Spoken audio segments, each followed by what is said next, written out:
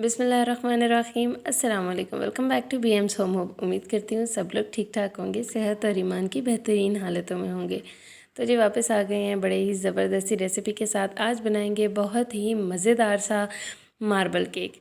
Double flavour में बनाएंगे तभी तो इसको मार्बल केक कहते हैं। लेकिन इस केक को परफेक्टली बनाने के लिए आपने वीडियो को एंड तक देखना है, किसी भी स्टेप को स्किप नहीं करना है। अगर आप किसी भी स्टेप को स्किप करेंगे तो आपका ये केक परफेक्ट नहीं बनेगा। तो बिना वक्त ज़ाया किए इसको बनाना शुरू करते हैं। इसको बनाने के लिए सबसे पहले मैं ले रही हूँ दूध।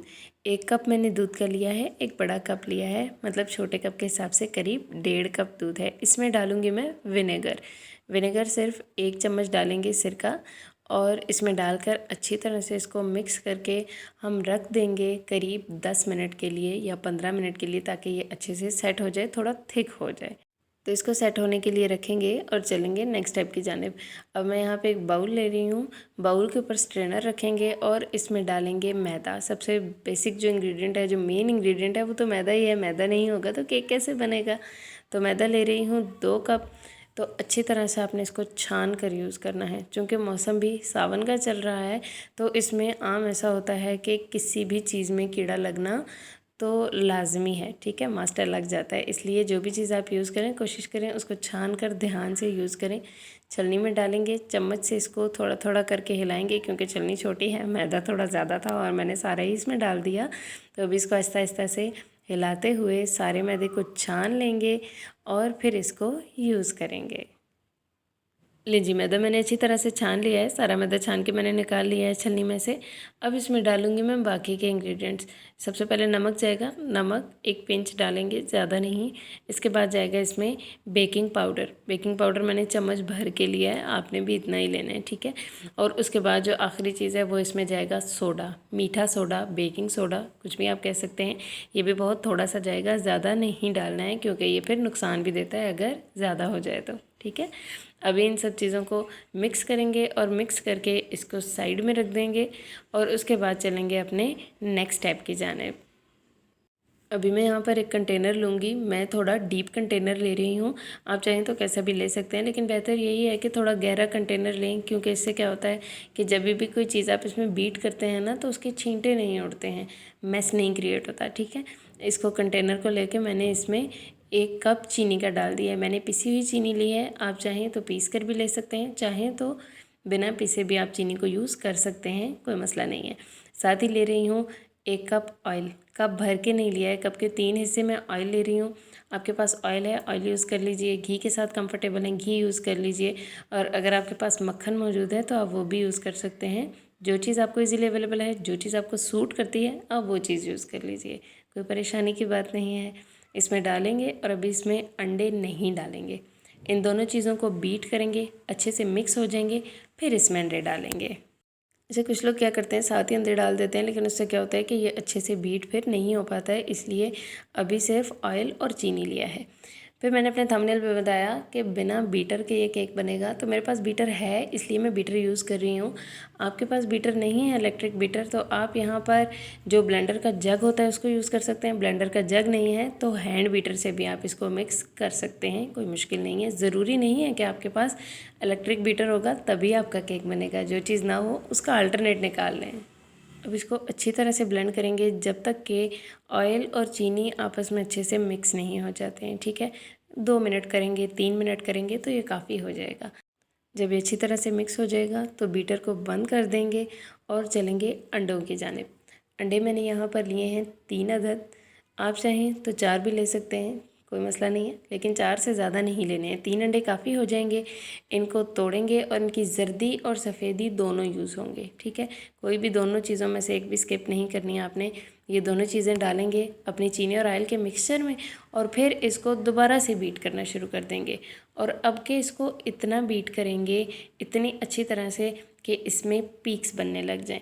अगर आप इलेक्ट्रिक बीटर से करते हैं या जग में करते हैं तो तब तो ये ज़्यादा टाइम नहीं लगेगा, लेकिन अगर आपके पास दोनों अवेलेबल नहीं है, आप हैंड बीटर से करती हैं, तो फिर आपको इसके लिए थोड़ा सा ज़्यादा टाइम लगेगा, थोड़ी सी मशक्क़त उठानी पड़ेगी, लेकिन ये हो जाएगा। ये जी आप देख सकते हैं इसमें अच्छे से पीक्स बनने लग गई हैं, मतलब ये कि ये अच्छे से मिक्स हो चुका है, आपस में ये ब्लेंड हो चुका है। अब इसमें डालूँगी मैं वो वाला दूध जो मैंने शुरू में बना कर रखा था, वो दूध हमारे पास सेट हो चुका है। अब इस दूध को मैं इस मिक्सचर में डाल दूँगी और इस दूध के साथ साथ मज़ीद 2 चीज़ें जाएंगी। एक तो है यहाँ पर वैनिला एसेंस, जो कि खुशबू के लिए यूज़ होता है और अंडों की स्मेल को भी ख़त्म करता है।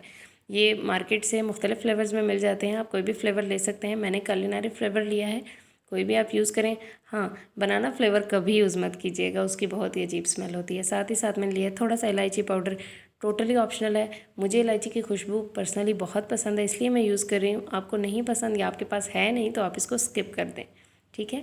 अब इसको इतना मिक्स करना है कि ये चीज़ें यकजान हो जाएं और अच्छा सा हमारे पास इसका फ़ाइन सा मिक्सचर बन के रेडी हो जाए। जैसे ही आप देखें कि ये बिल्कुल सारी चीज़ें आपस में मिक्स हो गई हैं तो आप बीटर को बंद कर दीजिए। तो जी अब हमारा मिक्सचर भी रेडी हो गया। अब जो हमने शुरू में ड्राई इंग्रेडिएंट्स को मिक्स करके रखा था उनको लेंगे और जो अभी हमने मिक्सचर बनाया है उसको ग्रेजुअली इसमें ऐड करेंगे। सारे का सारा आपने एक दफ़ा नहीं डाल देना है, थोड़ा थोड़ा करके 2 से 3 दफ़ा में इसको इसमें डालना है और फिर इसको अच्छे से मिक्स करना है।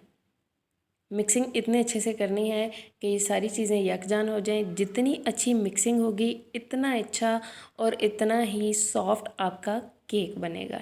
अभी जो आपने इसकी मिक्सिंग करनी है, जो आपने इसकी फोल्डिंग करनी है, वो एक ही डायरेक्शन में करनी है। ऐसा नहीं करना कि एक बार आप इसकी फोल्डिंग क्लॉकवाइज़ करें और दूसरी बार आप इसको एंटी क्लॉकवाइज़ करें। ऐसा नहीं करना है, आपने सेम डायरेक्शन में इसकी मिक्सिंग करनी है, इसकी फोल्डिंग करनी है। बेकिंग की लैंग्वेज में ये जो मिक्सिंग होती है ना, इसको फोल्डिंग कहा जाता है।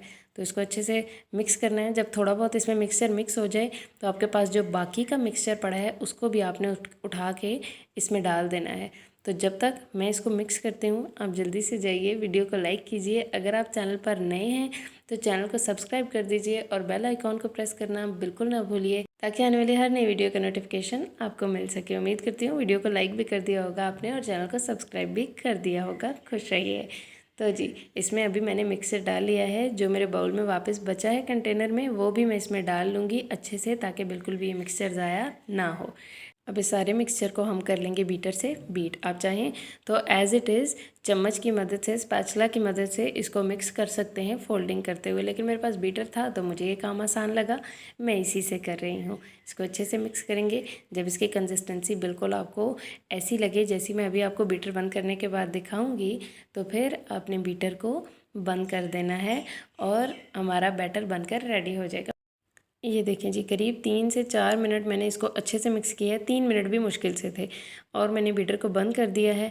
अब इसकी कंसिस्टेंसी दिखाती हूँ। जब आपके पास ऐसी कंसिस्टेंसी आ जाए, दैट मीन्स कि आपका बैटर बिल्कुल परफेक्टली बनकर रेडी हो गया है। देखिए इस तरह की कंसिस्टेंसी हमें हमारे बैटर की चाहिए है। अब चलते हैं अगले स्टेप की जानिब। अब यहाँ पे चूँकि हमारा बैटर अच्छे से बन के रेडी हो चुका है, अब मैं एक और बाउल लूँगी और इस बैटर में से जो मैंने बैटर रेडी करके रखा है इसमें से हाफ़ उस बाउल में ट्रांसफ़र कर दूँगी। हाफ़ हाफ़ दोनों में क्वांटिटी रखेंगे और उसके बाद एक को हम एज़ इट इज़ छोड़ेंगे और दूसरे को हम चॉकलेट फ्लेवर देंगे। इसको चॉकलेट फ्लेवर देने के लिए मैं यहाँ पे कोको पाउडर यूज़ कर रही हूँ। कोको पाउडर मैंने लिया है करीब 4 चम्मच के। आपको अगर चॉकलेट फ्लेवर ज़्यादा पसंद है तो आप इसकी क्वांटिटी में इजाफ़ा कर सकते हैं। अब पहले मैं एक चम्मच लूँगी, उससे अच्छी तरह से मैं इसमें जो लम्स हैं, इसमें जो गुठलियाँ हैं उनको तोड़ लूँगी।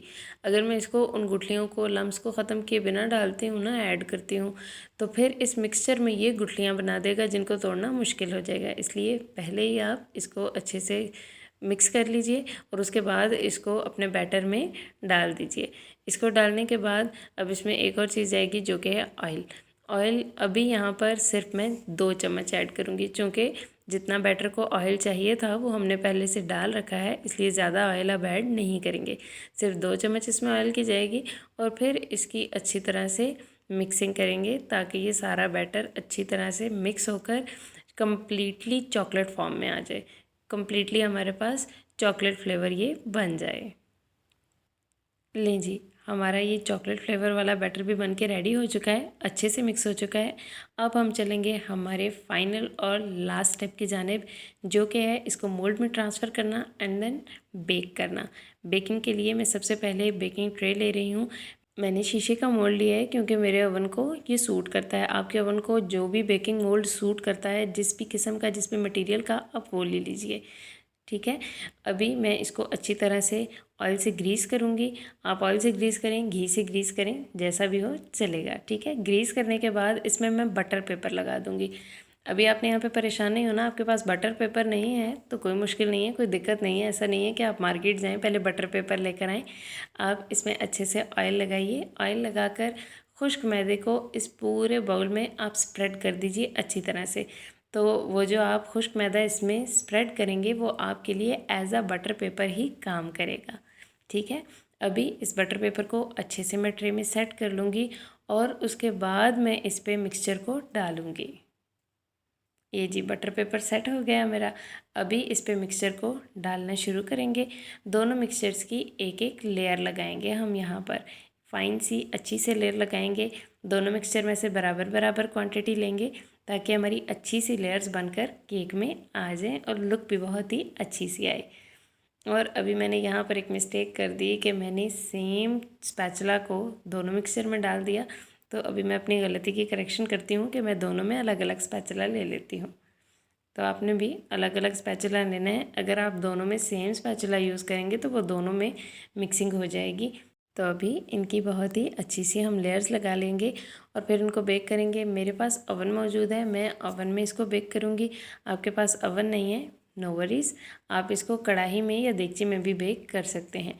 देगची को या कढ़ाई को 1.5 से 2 गिलास पानी डालकर प्री हीट कीजिए। वो हीट अप हो जाए, जब पानी गर्म हो जाए उसमें एक स्टैंड रखिए या आप थोड़ी ऊंचे साइज़ की प्लेट रख लीजिए जो थोड़ी सी ऊंची हो, कढ़ाई या देगची की सतह से ऊपर हो जाए। उसको रख के उसके ऊपर अपने बेकिंग मोल्ड को रखिए और केक को बेक कीजिए कम्प्लीटली ऊपर से कवर करके दम वाली आंच पे, ठीक है। करीब 45 मिनट लेगा और आपका केक बेक हो जाएगा।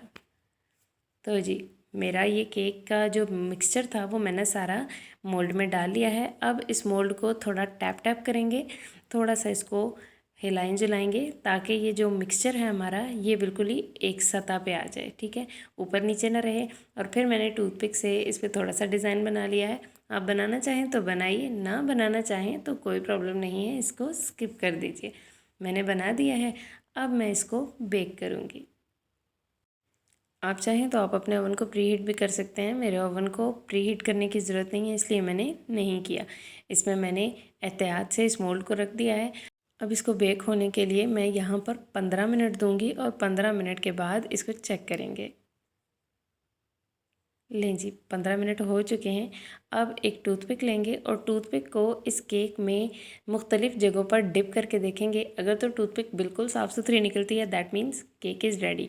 और अगर टूथपिक के साथ टेक्सचर मिक्सचर लग कर आता है तो मतलब ये है कि इसको अभी कुछ देर और बेकिंग के लिए चाहिए।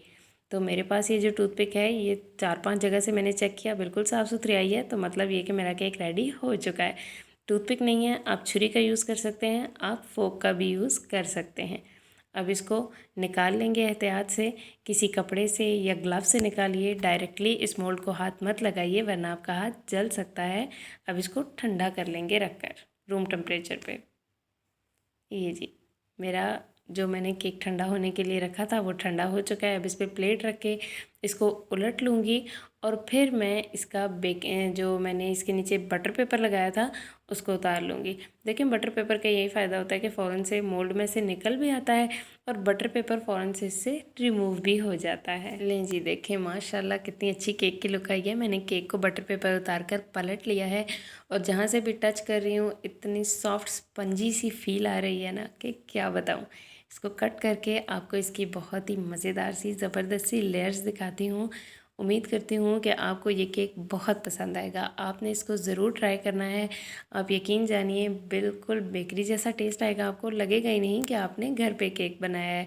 लेकिन शर्त यह है कि आप सारे स्टेप्स को फॉलो करते हुए बनाएंगे तो इंशाल्लाह आपका केक बहुत ही अच्छे से बन के रेडी होगा। तो उम्मीद करती हूँ आपको ये वीडियो पसंद आई होगी, आप इसको बनाएंगे और इन्जॉय करेंगे। अपना फीडबैक कमेंट बॉक्स में देना बिल्कुल ना भूलिए। केक को बनाइए, इन्जॉय कीजिए, खुश रहें, खुशियाँ बाँटें। अपनी बहन को भी अपनी प्यारी प्यारी दुआओं में याद रखें। इंशाल्लाह बहुत जल्द मिलेंगे एक नई वीडियो में कुछ नया लेकर। तब तक के लिए दुआओं में याद रखिए। अल्लाह हाफ़िज़।